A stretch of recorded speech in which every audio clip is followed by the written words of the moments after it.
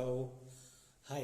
मेरा नाम है सागर और जैसा कि आपको प्रॉब्लम फेस होती है मोस्टली इंग्लिश बोलने में, जब भी आप कोई इंग्लिश देखते हैं और उसको बनाने की कोशिश करते हैं तो उसमें सबसे बड़ी समस्या आती है कि इंग्लिश को स्टार्ट करना और उसमें जो बाद के वर्ड्स हैं उसमें उसको आगे पीछे जब हम बोलते हैं, या ज़्यादातर हिंदी बोलने में जो कॉमन मिस्टेक्स हैं जो हमारे इंडियंस की आती हैं कि जो वर्ड्स लिखे होते हैं पूरे उनको हम आगे पीछे कर देते हैं, तो सबसे ज़्यादा समस्या इस चीज़ में आती है। सो जैसा कि मैं अपनी क्लासेस में भी बताता हूँ, आप देखेंगे कि कोई भी इंग्लिश बोली जाती है तो उसमें सबसे पहले जो वर्ड्स या जो लाइंस जिससे हम स्टार्ट करते हैं इंग्लिश को, वो होता है सब्जेक्ट।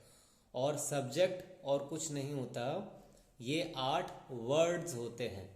ये 8 वर्ड्स क्या हैं मैं आपको आज बता देता हूँ, आप हमेशा याद रखिएगा। और कोई भी इंग्लिश जब स्टार्ट होगी तो उसे इनसे स्टार्ट कर सकते हैं, जो कि होते हैं I, we, they, you, he, she, it या एनी नेम। ओके, मैं रिपीट कर रहा हूँ, I, we, they, you, he, she, it, any name. So आप इन 8 चीज़ों से उसे स्टार्ट करेंगे। एंड आफ्टर दैट, जैसा कि हमारे 3 कॉमन इंग्लिश होते हैं। पहला इंग्लिश होता है आपका present, second past, third future. तो जैसा कि तीनों में हमने देखा है, तीनों के रूल्स हैं कॉमनली।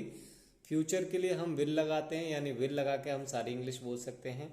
इसके अलावा प्रेजेंट के लिए हम इज, एम, आर के साथ में वर्ब की फर्स्ट फॉर्म एंड आईएनजी लगाते हैं।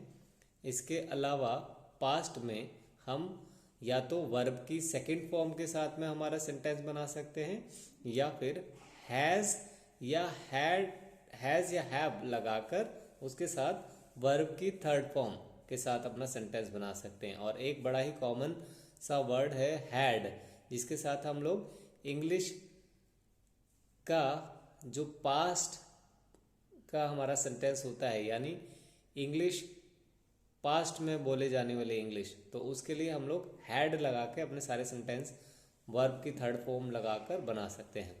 सो ये कुछ चीज़ें थी जो मैंने आपको बताई हैं। और इसका सेंटेंस फॉर्मेशन कैसे करना है, सेंटेंस फॉर्मेशन हमेशा स्टार्ट होगा सब्जेक्ट से। सब्जेक्ट के बाद तीनों में जो भी कॉमन रूल है, फॉर एग्जाम्पल अगर फ्यूचर है तो विल, अगर प्रेजेंट है तो इज, एम, आर, एंड अगर पास्ट है तो या तो वर्ब की सेकंड फॉर्म या हैज या have, right. And after that जो भी हमारा वर्ब है, वर्ब मतलब वर्ब और कुछ नहीं होता, वो वर्ड होता है जो कि हमें कोई भी एक्टिविटी, इंग्लिश में जो भी हम एक्टिविटी कर रहे होते हैं उससे रिलेटेड।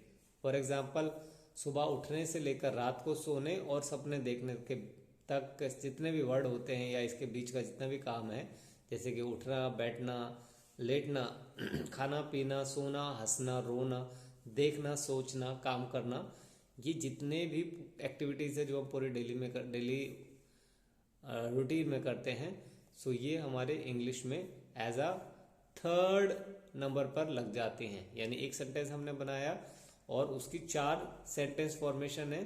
सो उसमें फर्स्ट नंबर जैसा सब्जेक्ट है, second number as per the English past, present, future जो भी उनका रूल है। फॉर एग्जांपल फ्यूचर है तो विल, फॉर एग्जांपल पास्ट है तो आपका उसमें वर्ब की सेकंड फॉर्म लगा सकते हैं, या हैज ए प्लस वर्ब की थर्ड फॉर्म। और अगर प्रेजेंट है तो इज, एम, आर, वर्ब की फर्स्ट फॉर्म प्लस आईएनजी के साथ में आप इसे बना सकते हैं। ठीक है, तो ये 3 फॉर्मेशन आपने बनानी है और इसके बाद में वर्ब आपका लगेगा एंड जो भी बचा वो लास्ट में लग जाता है।